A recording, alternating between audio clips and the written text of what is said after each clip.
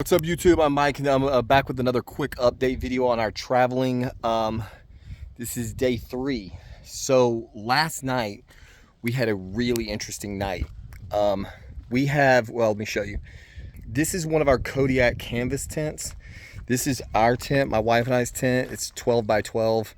I don't know if you'll be able to see through that mesh in there, but it's very spacious in there. We've got a full-size bed, tons of room. We could deck it out with end tables, like everything. You know, I could set up an office in this thing. Like there's tons of space in there. It's a really great tent. We have seriously enjoyed it every time we've used it.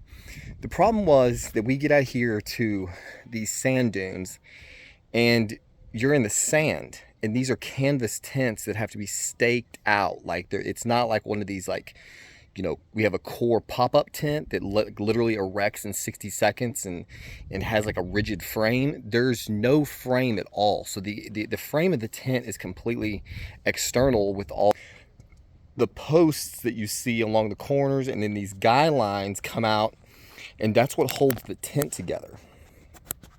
So we're having a great night, you know, settling in. It's the first night getting all the tents out. We're trying to rearrange the trailer. It's a mess in there, as you've seen in the last few videos, because we really were just tired of being in Dallas. I started throwing shit in there just as fast as possible to get out of there. And so a lot of stuff was rushed, and we're still obviously dialing it in. This is totally new. And so we're dialing everything in. Then we get out here to the first place we want to build tents, and we're driving these stakes in the ground, and they're just pulling right up. So we had some sand stakes that you kind of screw into the sand.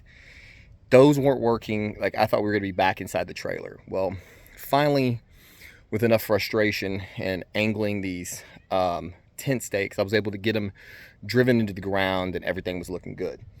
Then, no sooner does it get dark, the wind starts kicking up like you would not believe. So when I first started getting a little nervous about it, it was a sustained 15 miles an hour.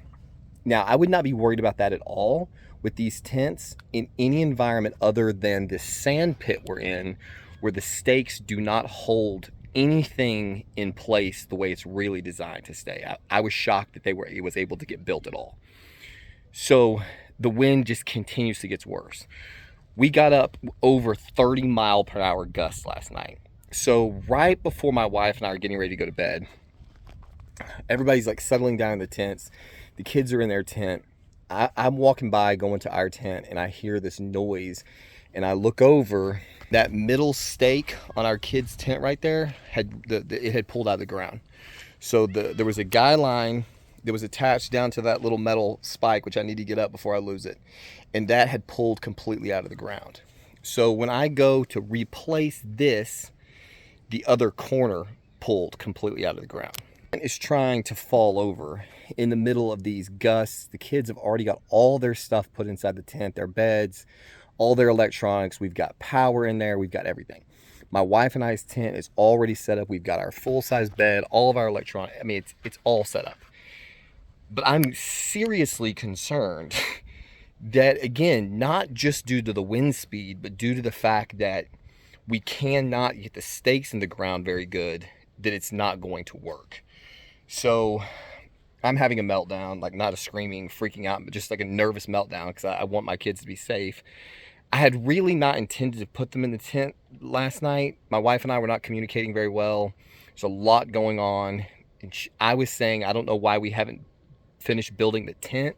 And I meant our tent. And she thought that I meant the kids' tent. So then she starts going, well, let's build it. Let's build it. And so I'm thinking, okay, well, she wants to build the kids' tent. So fuck it, we'll build it. And that was just never my intention, and it just was poor communication. So I'm frustrated because we've built this thing that I didn't think was going to work from the gate, and now it's not working. And now it's, you know, going on 11 o'clock, and the energy to undo everything and the time that this is going to take is a beating. So we had parked over there because we're not allowed to really have them here. So they were parked back there in covers, so nobody could really tell what they were, which is what the state parks always ask, you know, just park them, cover them, and it's cool. So I decide, you know what we're going to have to do? We're going to move the quads, and we're going to use them as anchor points. So I got on the quads, unwrapped them, And so that's why the quads are parked right here. So if you look, you can see I've got the guy lines attached to the quad rack. We got one there, one on the front. We strapped one guy line to that bench, which is actually not anchored to the ground, but you know, it's not exactly light either. We've got another one strapped to that pole over there that is also not anchored to the ground. And then we got these two corners attached to this quad. So at that point, I'm no longer concerned for the kids' safety. At least their tent's not gonna blow away. So my wife and I go get in ours, and I mean, it is howling. Like outside the tent, you would if you were standing outside the tent in the wind, you'd have zero faith that this thing was gonna work, because you're like leaning into these gusts. I mean, I'm not trying to like, it wasn't a fucking hurricane, okay? But 30-mile-an-hour gusts, 18-mile-an-hour sustained winds outside in sand dunes where there's little to no cover. There's no trees, there's no nothing. It's not exactly ideal for your first night in a fucking tent in quite a while. So the wind is blowing on this broad side of the tent. And I mean, it's ripping. So it's ripping on this side of this tent. And these guy lines that you're seeing right here, this is exactly what they look like the next morning. I mean, talk about Xanax night. Other thing about this tent that I don't understand, I have one complaint so far about this tent, and that is this. This main pole that suspends the center of the tent is the only pole that does not have something to attach the tent body to the pole. So you can see it just swings in. I don't know how that happened. We've only used it twice, and there's no sign that there was ever anything there that ripped off. I don't know why in the world they did that, because that panel right there was flapping like fucking crazy all night long. Just, in my opinion, a massive oversight. I think I'm gonna take this thing and have somebody stitch one of those Velcro straps to it, because I just cannot, that or have to lean something against it. I don't know what they were thinking. Otherwise, this thing is insane.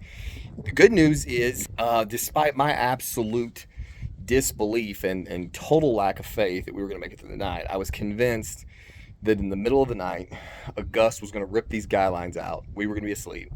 One by one, the poles were gonna start coming out, and we were gonna wake up to half of our fucking tent, if not the whole thing, having had blown over on top of us. I took my 1/4 milligram Xanax and my Ambien, and then had to double up last night. I gotta be honest. That was the first night I've had to take more than my normal, than the dose that I've sort of quasi-prescribed myself. My anxiety was through the roof. I was feeling better once the kids stuff was at least dialed in, but I was very happy to wake up this morning and everything was perfectly in place. So I cannot say, I'm obviously, you know, I'm not trying to plug a product, but if you were looking for a durable canvas tent, 12 by 12, this thing is a beast. I mean, last night was the absolute worst conditions you could imagine, shy of torrential rain, between the sand and the high winds, and I mean, it was phenomenal. In fact, without beating a dead horse here, I think I would be remiss to not say that and this thing's expensive. I mean, it's like $800 for the tent, plus we have a 10 by 10 awning, plus a bunch of other shit. It performed better than our old $75,000 RV did. Again, this entire setup has been flawless.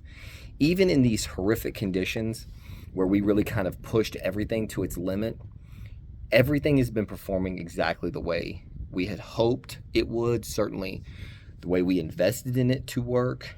And I think one of the biggest testaments to how wrong the RV situation was for us, after last night of the whole family sleeping in 2 tents, having to move all our stuff around, not having, like, you know, running water like directly in your living space, everything you can imagine. I don't need to sit here and, line it all out. There are several other RVs in this state park today. I woke up this morning, we were walking up to the dunes, and I'm walking by this big old fifth wheel, and it's got the water hoses out and the levelers and everything, and I can imagine what's inside it because I've looked at everything they make, and there was absolutely zero part of me that thought, man, I wish we still had an RV. Zero part of me. There's so much more livable space in that little tent right there that survived horrific conditions. The kids have more space.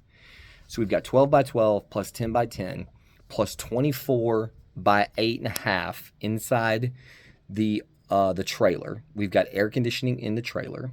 For heat in the tents, each of the tents have a stove jack. So we can put a wood burning stove with a flue that goes out the top of the tent.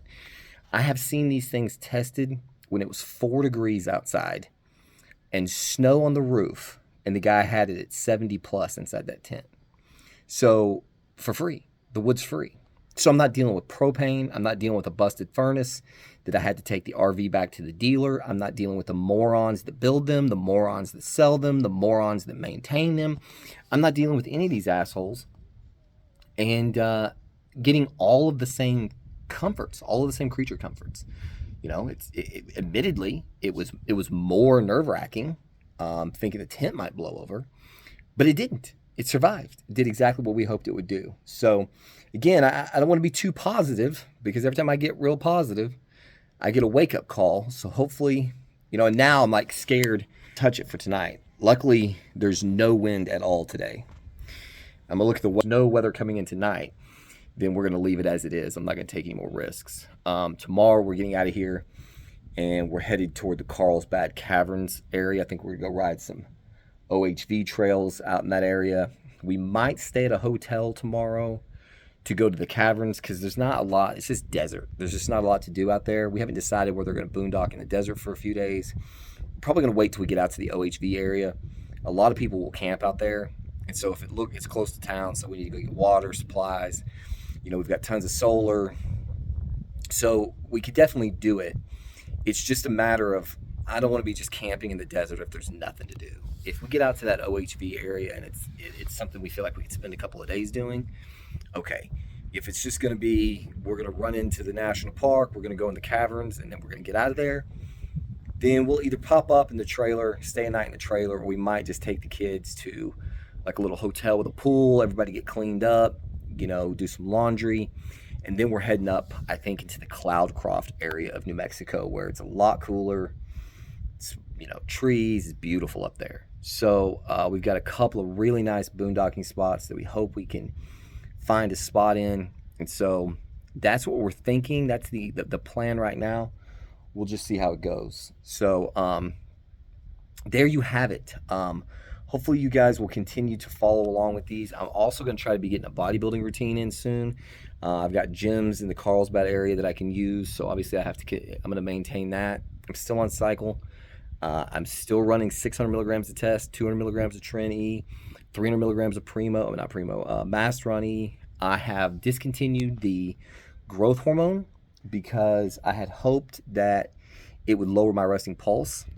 It did not. My resting pulse, well, I'm doing all right now. I'm at 89 right now. I made a previous video talking about the Xanax and the resting pulse, and unfortunately, while the Xanax is handling so many other issues, it was not continuing to maintain my pulse in a direction that I needed to be. So, I'm gonna still give it a few more days. I've only been off the GH for 3 days now, so let's let the GH clear out. I mean, it's probably clear, but and the other thing I think really is the key driving factor in my resting pulse. I've been covering that mic. This video may be shit. I think the other factor with my resting pulse is the come up. I keep adding more and more gear to this cycle, and then I start to come up again. And so once all of these different androgens start stabilizing in my system, I think my pulse is going to come back down. So that's where we have it. There's the cat, loving life. She is having a blast chasing bugs and digging in the sand. Is loving life out here. And so that's the update. stay tuned for more bodybuilding content. We'll see if I can't put together a rant or something. Hopefully the next time you see me, I'll be riding quads in the desert, or we'll be down spelunking in caves. We'll just have to wait and see. So as always, thank you for watching, and we'll see you on the next one.